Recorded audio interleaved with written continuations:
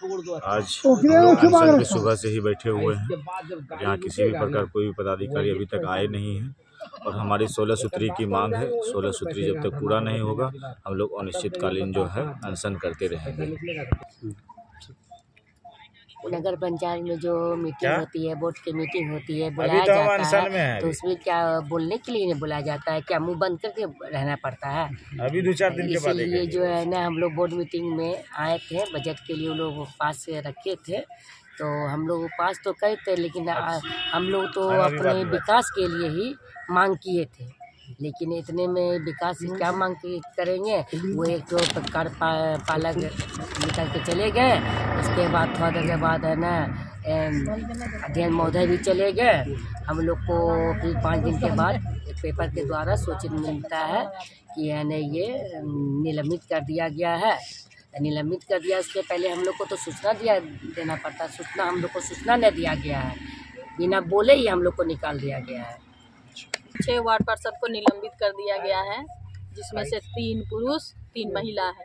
एक तरफ तो बोलते हैं कि हम लोग महिला का सम्मान करते हैं और दूसरी तरफ महिला को अपमानित करके बोर्ड मीटिंग से आवाज़ उठाने के अथी में निलंबित करते हैं।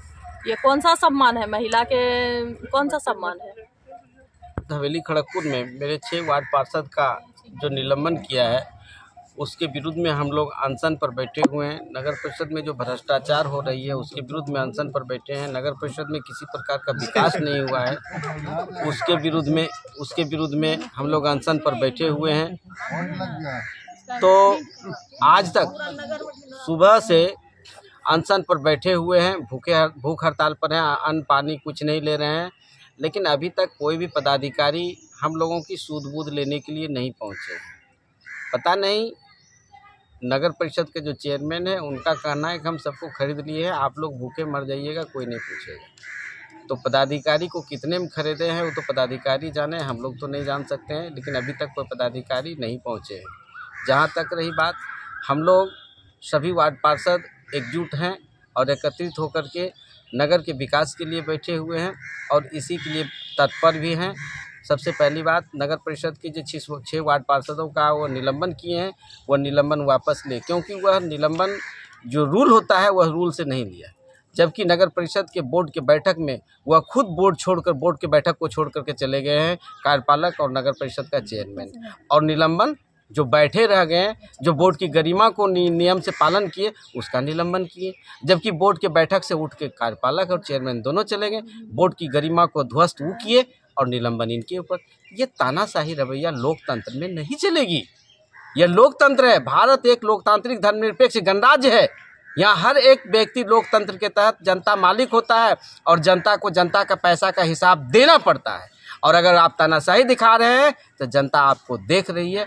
आपको जनता आकाश से उठा के नीचे ज़मीन पर भी पटकना जानती है और आपको पटक देगा। आज जो है अमरनाथ अनशन पर बैठे हुए हैं 6 वार्ड पार्षद के जो निलंबन किया गया इसके विरोध में, और जो नगर परिषद के अंदर में जो घोटाला हुआ है उसके विरोध।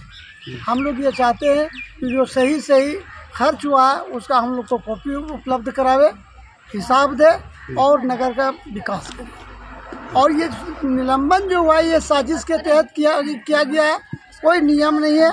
और नियम है, अगर हम लोग उसके और सदन के गरिमा के खिलाफ अगर हम चलते तो हम लोग को घंटा 2 घंटा के लिए वो बाहर करते, और उसके बाद भी अगर होता तो हमको लिखित रूप में नोटिस देते।